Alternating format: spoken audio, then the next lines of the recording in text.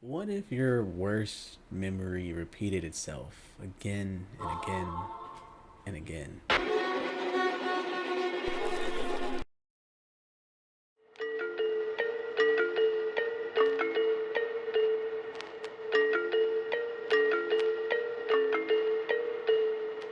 Welcome to the suffocating world of Parasite Flower, a haunting psychological horror game that doesn't shy away from some of the most difficult truths of human experience: trauma, abuse, and the desperate cry for healing. Parasite Flower, developed by Catwo, is a narrative-driven horror game where we follow Ari Young, Young. That was a good one. A small, silent girl who appears to be trapped in a never-ending nightmare.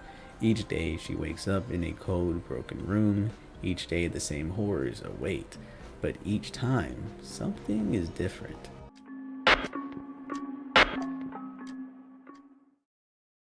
With each loop, the world distorts further and further, mirroring the deepening cracks in Ari's mind. Before getting into this game, I truly want to put a trigger warning here, as this video will go through topics of trauma, neglect, PTSD, SA, gore, the whole 9 yards. Truthfully, when I usually put the trigger warning, it's never really meant for me. I use it for, I guess, a two birds, one stone type of deal, where me adding it automatically creates this atmosphere of disturbing, unknowing, and making you feel like, should I go forward? Like you're about to get in something. It's a bit of an intriguement. And it's also to be transparent to people who aren't super used to seeing these type of deals. I don't want to just bombard you with all this information if you don't want it. So I use it to also be transparent, but it's never really meant for me. However, this game bothered me deeply. It is a hopeless tale, an example of disgusting truths, and quite honestly, it is the ugliest reflection of reality I've seen put in a game in a long time. I nearly wanted to quit the game when I was playing it. So, be warned. And if you're still here, enjoy. The game begins with a date: July 12th, 2004. We come to see a little girl, dressed in her school uniform, ready to go off to school.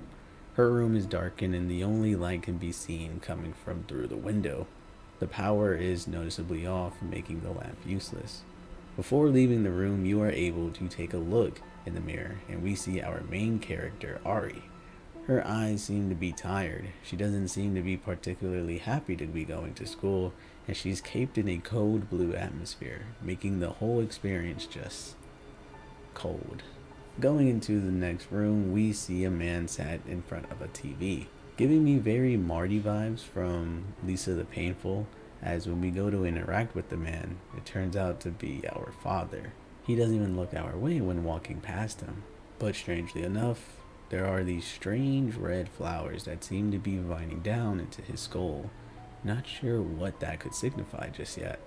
But when entering into the next room, we'd come to meet our mother, who when we go to speak to, just coldly responds for us to go to school. Hi, Mom. Hey, Mom. So is that my brother in there? Go to school, Ari. Alright, Mom. No good mornings or... What about the lighting? You know, my lamp's not working, Mom. Yeah, I skipped over the bill again? That's alright. I know times is rough, especially in this economy. I understand. Leaving the home, we have to pass through this eerie collection of woods and brush to get to the train stop. And when we do, we actually get to save. An interesting component that I really didn't think this game would have is the fact that you have choices. These choices can sometimes get into some sticky situations, as you will come to see very soon, but ultimately it does a very good job at allowing you to have these choices, but in the end these choices don't really matter. It really only serves to give you extra details of what may be happening, or it may just give you a nice little spook. But as I said, at the train station you are able to save. You then board the train. It's a dark, eerie vibe. Everyone is wrapped up in their own personal struggles, delusions, and just straight up being a creep. Uh-oh. La la la la la la la la. Alright, crackhead. What about you, big bro? What about you, big bro? Alright. Oh, that guy does not look like he's, Oh, I didn't see what you said, sir. I was clicking really fast. I hope she's okay. Ooh. I hate work. Me too! But after a long ride, Ari would make it to the stop, getting off the train and making her way across town. She then enters the school gates, then July 12th, 2004 is shown again. We go to repeat the day over again. The lamp is still not working, our father is still unresponsive, and our mother still ushers us out of the house. However, it's when we get onto the train as things slowly get worse. Hide well. I can see your hair. What do you mean, hide well? Pretty little. Okay, hold on. It's getting a little weird now. You didn't say that yesterday, big bro. I'm like 12, dude. You can't do that. I hate this weather. I hate this city. Nah, that's not what I like. Let's talk about the city. Let's talk about the economic state of the world. Poor little girl. Her parents must be devastated. You talking about me? My parents are chill at home. What you talking about? I hate my family. That's okay. Hate's a strong word, though. Like, if they up and died, how would you feel? Again, we do make it to our stop safely and get off, making our way across town, and this time when entering the building, we again loop. But now we get to hear a detail that was not present before. The tapping of chalk to board. A teacher? We once again loop back at the same date. This time, however, things are beginning to distort quite a bit. When looking into the mirror this time, Ari's mouth is sewn shut and her eyes look extremely tired. When leaving the room, the father is shown to have no legs, and when entering the next, our mother is just doing something, blood in one hand. However, this time we can actually be able to speak to our mother and we can ask if she's okay. Hey, bro. Mom, what are you doing? Are you cutting your own? Mom, are you good? All right, Mom. I'm sorry, Mom. Mom, I'm going. Did I die? Because I asked how she was, I died? Parasite, flower. No way she dies because I asked my mom how she's doing. I'm sorry for caring, Mom. Alright, let's not ask our mother how she is. She might be in one of those moods. But no, on a serious note, I first thought, what the hell? This doesn't make any sense.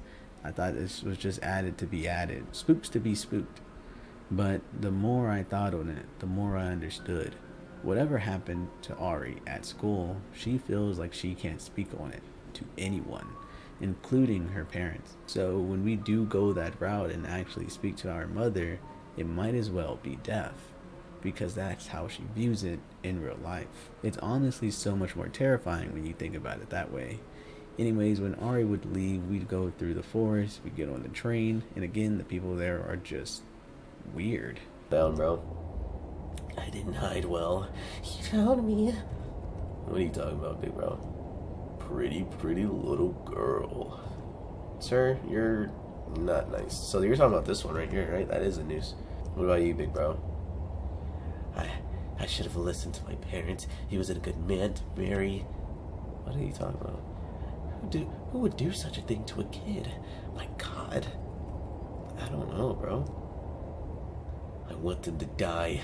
I want them to die. I want to die. When getting off, she remembers that she had left her pen and goes back to get it, and thankfully nothing happens. We do get jump scared, however. Why would you scare me like that?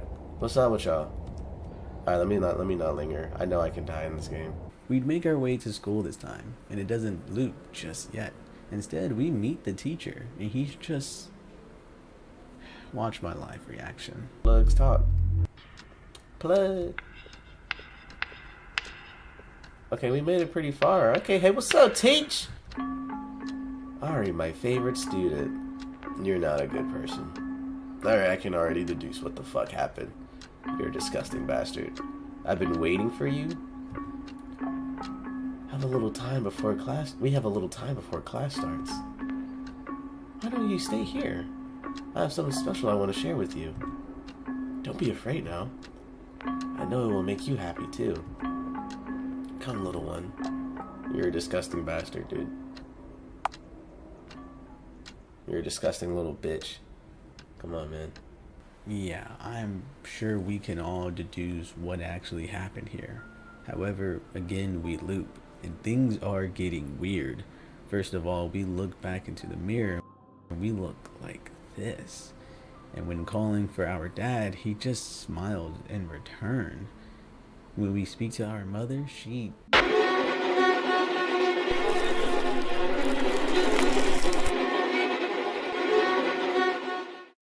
And finally, when leaving for the train, it doesn't get much better there. Sit down? Sure, yeah. Sit down. You guys disappeared very fast this time. Oh! You called it, Lauren. You fucking called it.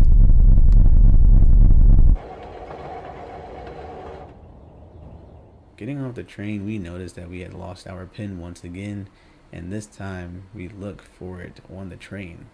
The creepy man finally makes his move. I'm gonna leave. Pretty little flower. I have something for you. I saw you drop your pin on your way out. Be careful next time. You don't want to be losing your precious items now, do you? Can I have it, big bro? Now, hold on. What will I get in return? A thank you and a goodbye? I don't know. And a high five? Like, after all, I was the one who found your pin and kept it safe for you. What would you have done without me? Someone could easily have stolen it. Now you don't have to... Now, why don't you come with me? It's not safe alone. Let's go somewhere quiet where we can talk more. Now that's very rude of you, young girl. Why don't you take my hand? You're just like the rest of them. Do as I say, you hear? Alright, just get the fuck out. We don't need the pin, dog. We don't need the pin. Yeah, fuck the pin. We head back to school and, well, we get the full picture of what Ari went through. And it's just disgusting, as you can probably imagine. This weird man said he wanted, like, bro, what would have happened if I grabbed his hand? I didn't even want to see. I feel like this game might show something, and I'm far past not wanting to see that shit, bro. Why do I keep arriving to school early, bro? Ari, my favorite student. I've been waiting for you. We have a little time alone. I want to do something for you. Locks door. I'm done with this game, bro. We need something a little not this crazy, bro. Don't worry. It's only us here. Nobody will open in. You will get into a good school. I'll make sure of it. Your parents... I feel icky even reading this dialogue, but I have to. Your parents want the best for you, too. That's why they asked me to help you. They did not ask. They don't care about me. Don't be afraid. It'll only hurt a little. What, bro? You will like it after. Come, little one. This shit is fucking gross, dude. Disgusting.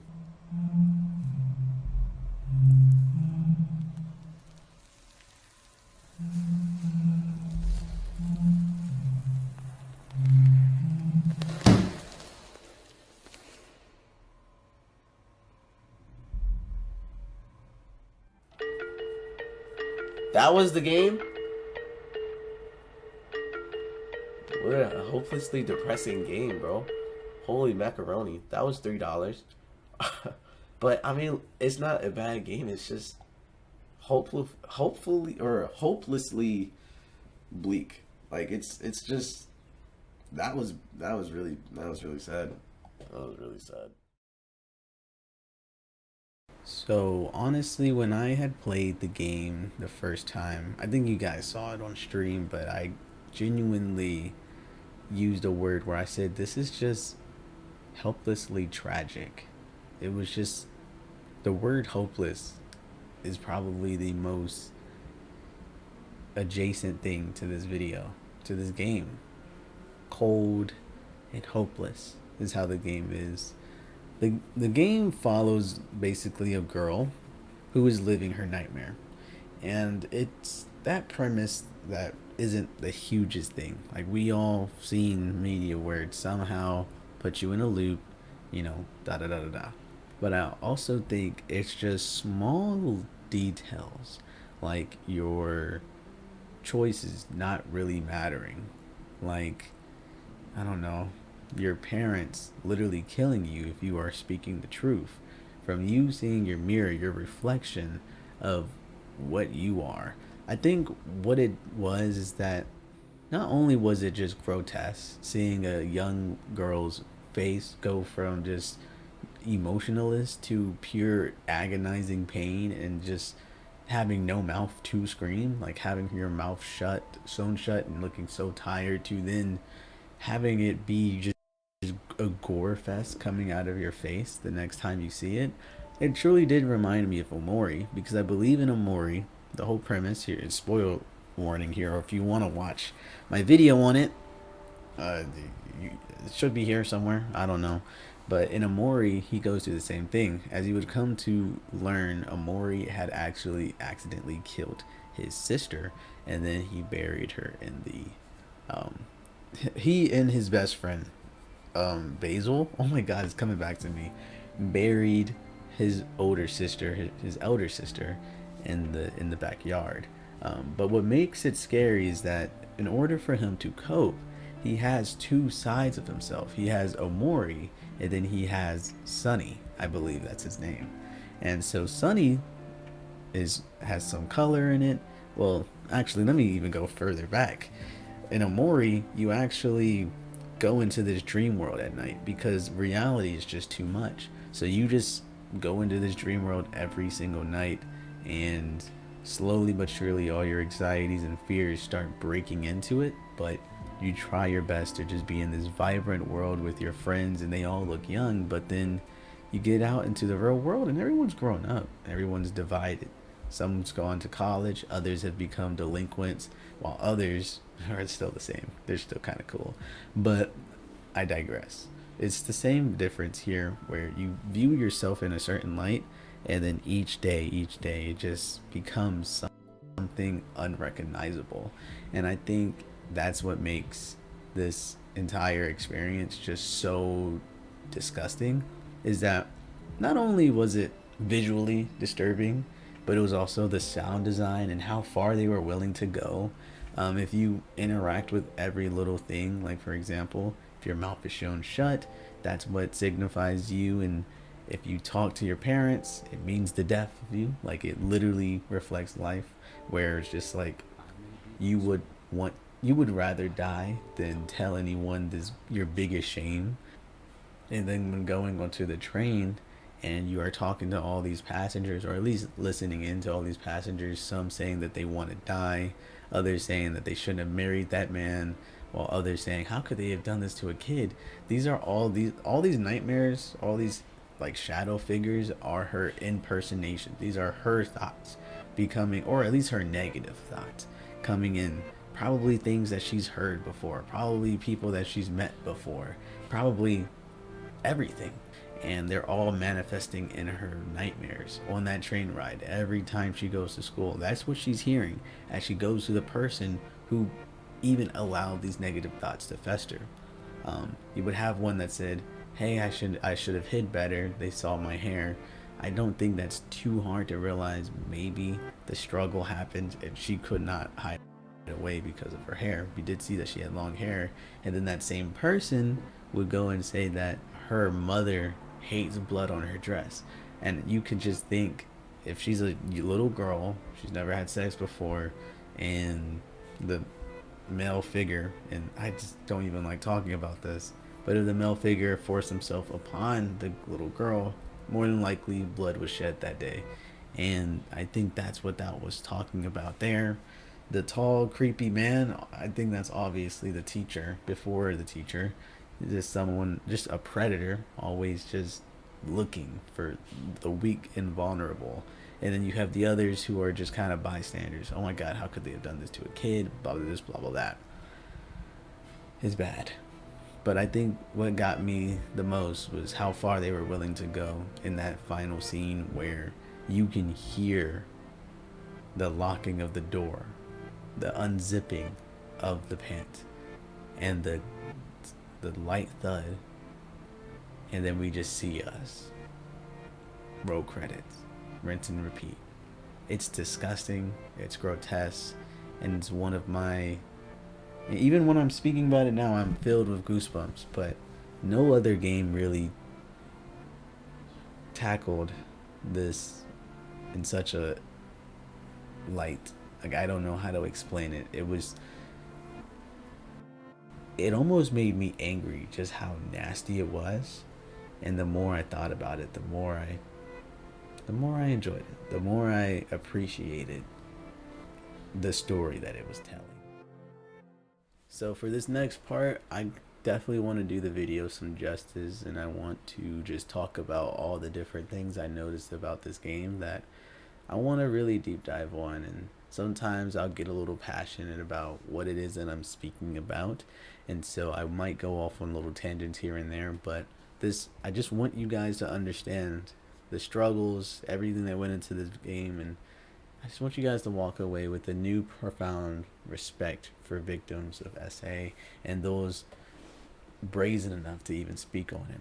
The first thing I want to speak about is the psychology around the loop mechanic of the video game and how it kind of makes you revisit trauma, right?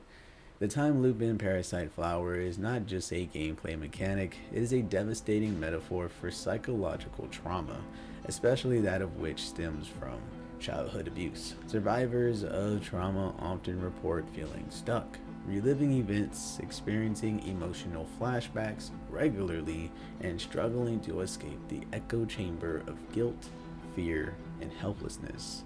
Ari's loop isn't just physical, it's emotional, it's psychological, and it's very, very real. Another thing that I can really appreciate from the story of Parasite Flower is that it's not overtly in your face until it needs to be, and even then it's never truly said what happens. It's all implied. The game doesn't spell everything out.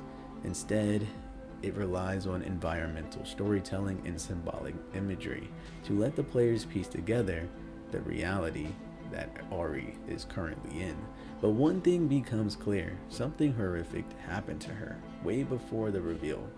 Whether it's alluding to sexual abuse, emotional neglect from her parents, or systematic failure from the teacher himself, the game paints a picture of a child who has suffered deeply and continues to suffer in silence, noted by how her mouth has been shown shut, and when she tries to open it up, it bleeds, it gores, it only hurts more to even talk, to even think about it. The next thing I want to talk about is actually the symbol of corruption, the parasite flower that we often see.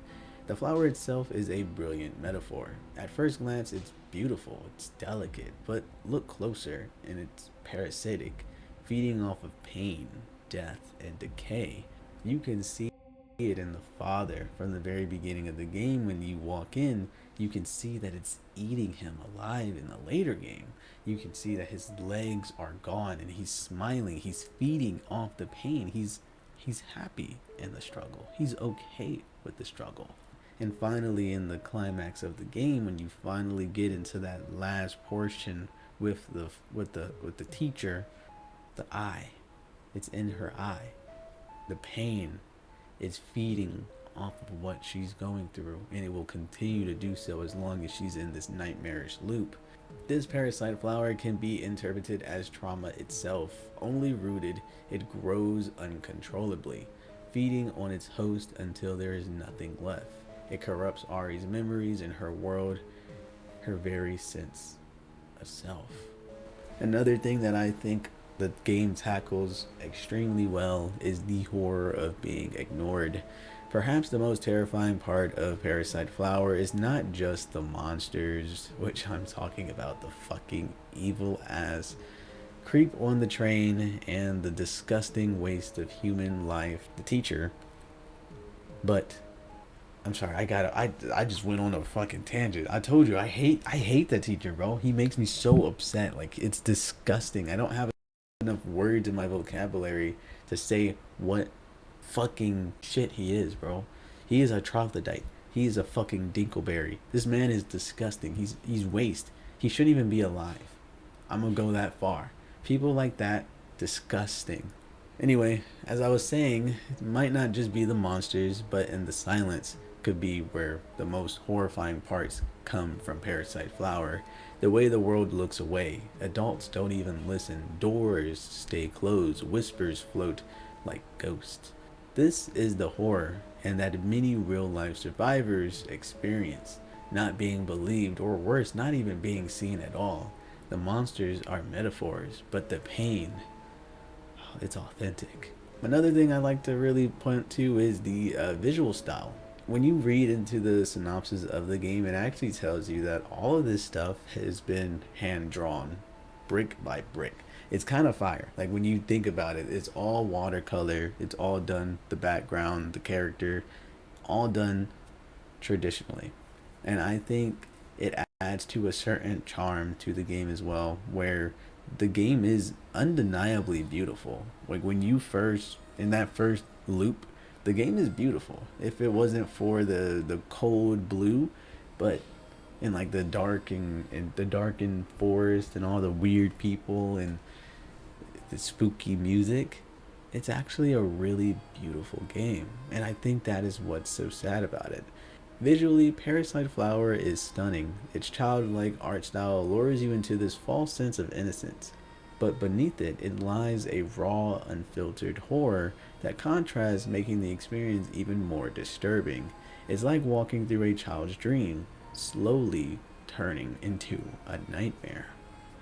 Another section of the game that I cannot get my hands off is the choice, consequence, and the helplessness. As I kind of mentioned very briefly within the earlier parts of this video, players are given choices, but most of them lead to the same place: pain, regression, or denial. Some loots may offer a glimpse of hope, but this hope is fragile. This is intentional because survivors of abuse often aren't given any choices, or if they are, the outcome are stacked against them.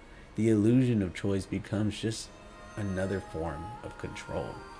And I think, like I said, what I thought was bad programming or just being there to be there, decided that it was kind of like perfectly placed in there, where yes, you could either be smart and not go with the stranger and grab the pin, but in reality, it doesn't matter.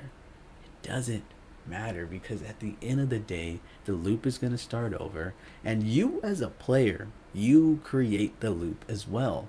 You playing the game, it's just you doing another loop for this young, sad child. But whenever you save, you're looping the game.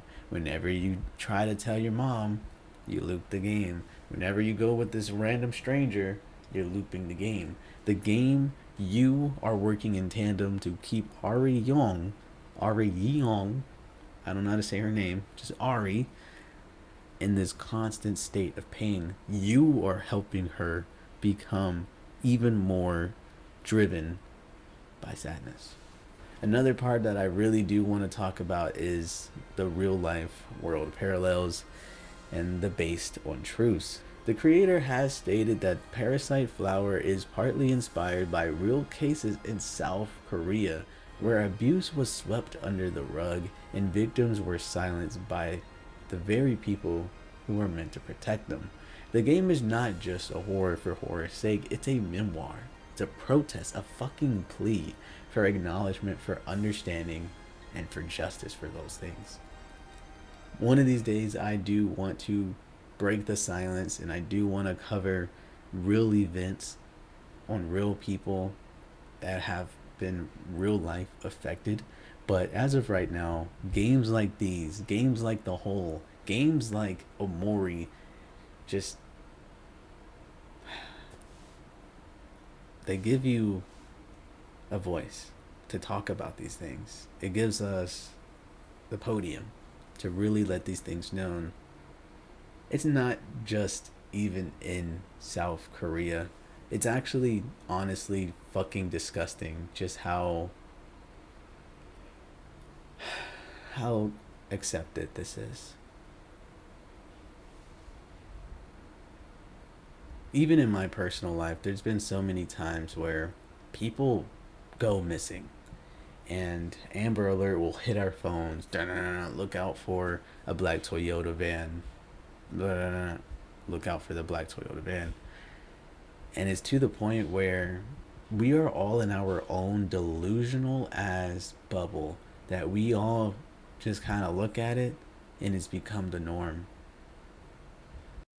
There's been so many times where I'm cooking food and I'm listening to Disturbing or Nick Crowley and the things that happen, the things that people get away with. I was just listening to Disturbing and he was talking about this video or this girl who was trying to become a Marine, like a, not a Marine, like a, you know, but like a Marine life. Like she was trying to work with aquatic animals and she was doing so.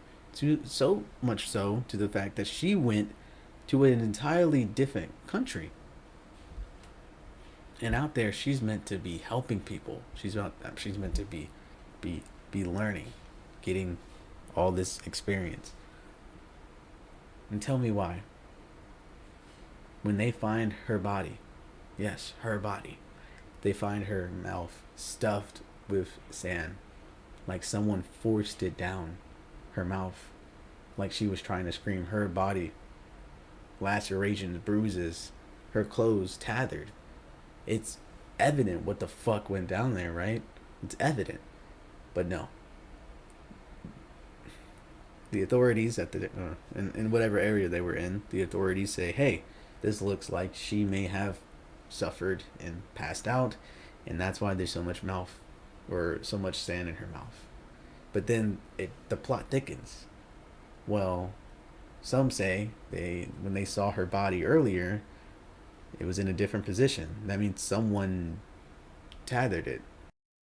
Going even further, biopsies were enacted on the body. The sand particles is different. And whatever, she's, the sand density is different. It's not just sand. And the sand's not what killed her. Something else killed her. Strangulation marks around her neck. All these things. And even the fucking woman's parents getting personal, personal detectives to look into it, and they're finding all type of inconsistencies. And you know what? You get into the end of the video. It's a 32-minute long video. Disturbing. You get into the end of the video. The fucking killer has run free. It's been 20 years. Still no fucking closure. This is serious.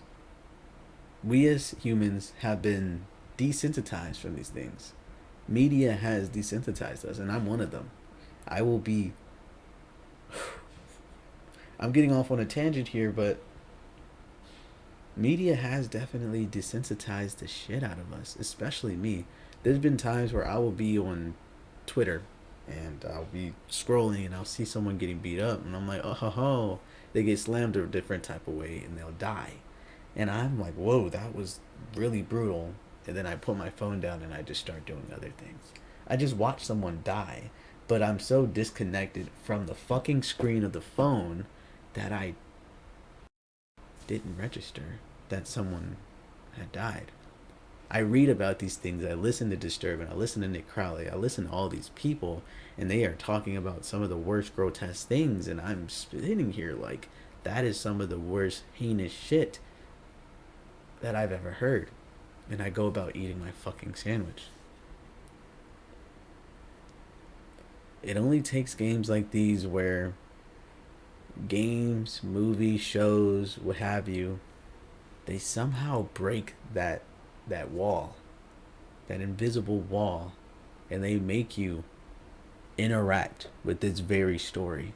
I played as Ari I played as that young girl. I felt the words stab my heart like fucking daggers. I barely could read the dialogue, let alone hear it come out of someone's mouth. And that alone made me realize that this isn't just a game. This is a fucking message. This is a message that must be heard from all the masses. That this is quite honestly tragic. And this brings me into my final thing about this game that I really love and enjoyed. But the final loop: is healing possible? So, can Ari escape? Can the flower be plucked from her soul? The ending is ambiguous. There are multiple interpretations. Some players believe she finds peace, maybe sometime down the road. Others believe the loop is never ending. But one thing remains clear: survival is possible. Even if healing is hard, survival is possible. Parasite Flower isn't just a game you enjoy, not even close. In the traditional sense, it's disgusting. It's a game that you experience, that you endure, that you reflect on 3-4 days, damn near months after you played it. It sticks with you. It speaks for those who can't. It gives a voice to those who have been silenced, who were silenced. And through its haunting narrative, it reminds us that trauma may loop, but so can strength, so can love. So, even if you feel that the pain is irreversible, that you are never going to be able to heal from this pain, just know that pain is only temporary. It may last longer, but God damn it, when it rains it pours, and after the pour, the sun shines. So just wait for the good times. Thank you for watching. Remember, keep your eyes peeled. You may never know who may need a helping hand in life, and that's including you. Thank you for watching. I'll see you guys on the next one, and hopefully we could talk about something a little more fun.